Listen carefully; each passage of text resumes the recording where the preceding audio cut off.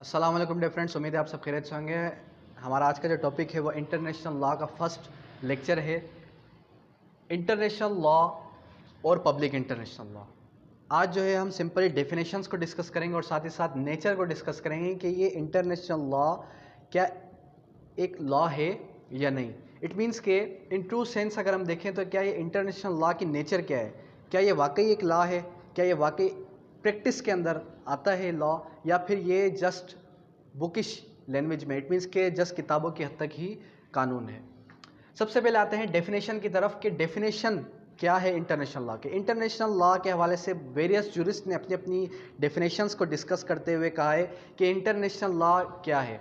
अब अगर हम एक फेमस जूरिस्ट को देखें तो वो हमें बताता है कि इंटरनेशनल लॉ या फिर लॉ ऑफ नेशन। अब यहाँ पर मैंने लॉ ऑफ नेशन इसलिए लिखा क्योंकि international law as a customary अगर हम देखें, अगर इंटरनेशनल लॉ का हम ओल्डेस्ट नेम देखें तो वो था लॉ ऑफ नेशंस, एक ऐसा कानून जो कि नेशंस के दरमियान का लॉ है।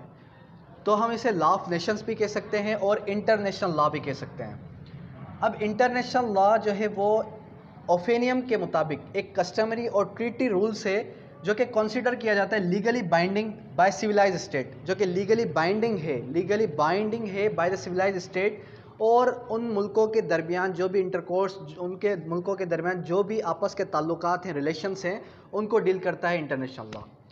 अगर हम किसी और की डेफिनेशन, अगर हम जो है केल्सन की डेफिनेशन को देखें तो हेनरी केल्सन कहते हैं कि it is the set of customary and conventional rules. ये एक कस्टमरी और सेट है, कस्टमरी या फिर कन्वेंशनल रूल्स का, जो कि बाइंडिंग है upon the civilized nations and their relations. यहाँ पर भी सेम बात आ गई। अब अगर हम लोकस को देखें तो लोकस हमें ये कहता है कि it governs relationship between the independent states. ये एक ऐसा कानून है जो कि गवर्न करता है इंडिपेंडेंट स्टेट्स के दरमियान। तो इसके लिए सिविलाइज स्टेट का होना भी ज़रूरी है और इसके लिए जो है एक इंडिपेंडेंट स्टेट होना भी ज़रूरी है। अब अगर हम इंटरनेशनल लॉ की मीनिंग को देखें, अब ये जो वर्ड इंटरनेशनल लॉ है,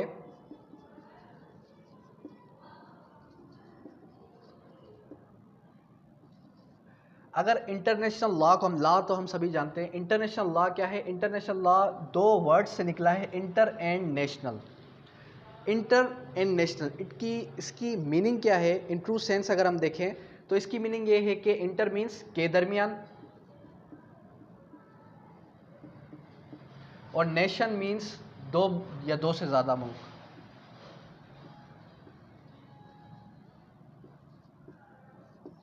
दो या दो से ज़्यादा मुल्कों के दरमियान का कानून, एक ऐसा लॉ जो कि स्टेट्स के दरमियान का लॉ है, उसको हम कहते हैं इंटरनेशनल लॉ। अगर हम वेरियस जूरिस की डेफिनेशंस को देखें तो वहाँ पर भी सेम ही चीज़ डिस्कस की गई है कि it is the law which governs between the nations, it is the law which governs between the independent state, it is the law which governs between the two or more nations।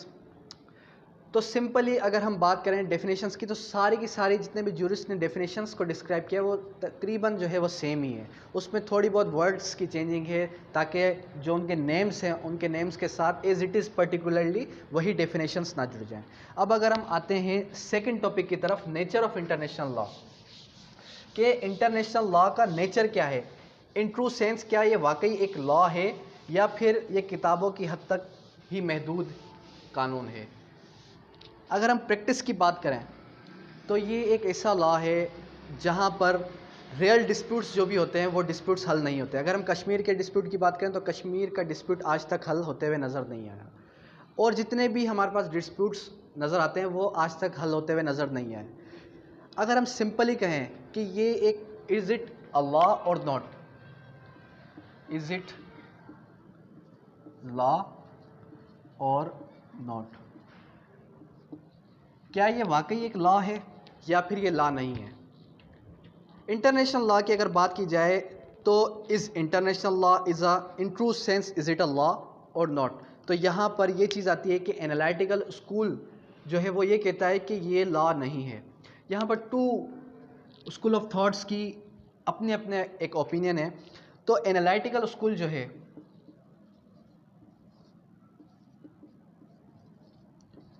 Analytical school of thoughts जो है हमारे पास, वो ये कहते हैं कि it is not a law.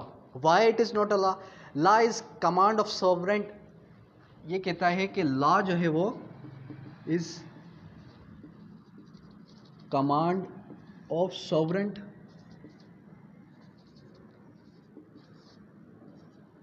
backed by sanction. Law is the command of sovereign backed by sanction.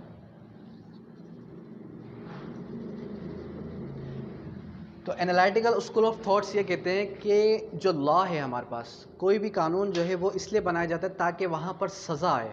It means के वहाँ पर कमांड, ये लॉ जो है वो होना चाहिए कमांड ऑफ सॉवरेंट होनी चाहिए, सॉवरेनिटी होनी चाहिए। इट मीन्स कि कोई सॉवरेंट पावर होनी चाहिए, और जो है बेक्ड बाय सैंक्शन, वहाँ पर पनिशमेंट भी होनी चाहिए। अब जो अनदर स्कूल ऑफ थॉट है वो है हिस्टोरिकल स्कूल ऑफ थॉट। अब हिस्टोरिकल स्कूल ऑफ थॉट ये कहते हैं कि ये लॉ है। हिस्टोरिकल स्कूल ऑफ थॉट हमें बताते हैं कि ये लॉ है। क्यों ये लॉ है? Law before state. Historical school of thought ये कहते हैं कि जब भी एक लॉ बनता है तो वहाँ पर लॉ बिफोर स्टेट है। Absolute sovereignty not possible. Historical school कहता है कि एब्सोल्यूटली जो सॉवरेनिटी है वो पॉसिबल नहीं है।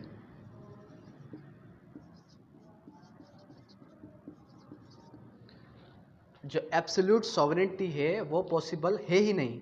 और साथ में ये कहता है कि यहाँ पर अगर बात की जा रही है कि कमांड ऑफ सॉवरेंट की और बैक्ड बाय सैंक्शन की, तो हिस्टोरिकल स्कूल ऑफ थॉट कहता है कि हमारे पास यूएनओ मौजूद है, यूनाइटेड नेशन ऑर्गेनाइजेशन, और हमारे पास जो है आईसीजे की सूरत में एक कोड मौजूद है, international code. ICJ means international Code of justice.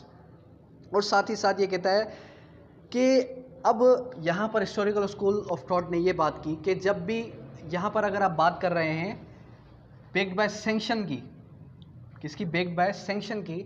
तो जब भी हमारे मुल्क में कोई भी एटॉमिक पावर है, इट मीन्स के फॉर एग्जाम्पल पाकिस्तान के पास एटॉमिक पावर है, तो पाकिस्तान का जो एटॉमिक पावर है, उस एटॉमिक पावर को अगर पाकिस्तान यूज़ नहीं कर सकता अमेरिका के ख़िलाफ़ या किसी और कंट्री के ख़िलाफ़, तो वो पाबंदी अगर लगी हुई है, इट मीन्स के अपनी मर्ज़ी से, फ्री विल से नहीं कर सकता। या फिर अगर हम देखें कि जब भी कोई कंट्री इलीगली अगर वेपन यूज़ करते हैं तो वहाँ पर पाबंदियाँ लग जाती हैं उस कंट्री के, उस मुल्क के ऊपर। तो ये कौन लगाता है? United Nation organisation. तो वो ये कह रहा है हिस्टोरिकल स्कूल ऑफ थॉट कि यहाँ पर हमारे पास यूनाइटेड नेशन ऑफ ऑर्गेनाइजेशन भी मौजूद है, ICJ International Code of Justice भी मौजूद है। तो it is a law. Historical school of thought है it is a law but it is a weak law. In true sense अगर हम बात करें कि क्या ये वाकई एक लॉ है या नहीं, तो मैं ये कहूँगा कि ये एक लॉ नहीं है। क्यों? क्योंकि यहाँ पर माइट एंड राइट का सिस्टम है। अगर हम इंटरनेशनल लॉ की बात करें तो यहाँ पर ये सिस्टम है कि अगर आईसीजे का मतलब होता है तो वहाँ पर इंटरनेशनल लॉ इन्फोर्स कर दिया जाता है। लेकिन अगर कश्मीर इशू है, अगर गरीब ममालिक का कोई इशू है, तो वहाँ पर वो इन्फोर्सेबल है ही नहीं, इंटरनेशनल लॉ इन्फोर्सेबल है ही नहीं। वो कहते हैं कि हमारी जुरिस्डिक्शन ही नहीं है। इन ट्रू सेंस अगर हम बात करें कि ये एक, लेकिन बुकिश लैंग्वेज में लिखा है कि ये एक वीक लॉ है। इंशाल्लाह नेक्स्ट टॉपिक के अंदर हम ये भी डिस्कस करेंगे कि इसकी वीकनेस एंड इम्प्रूवमेंट की क्या क्या ज़रूरत है इंटरनेशनल लॉ के अंदर।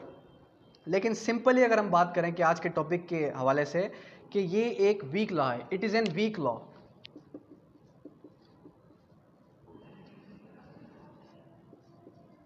It is an weak law.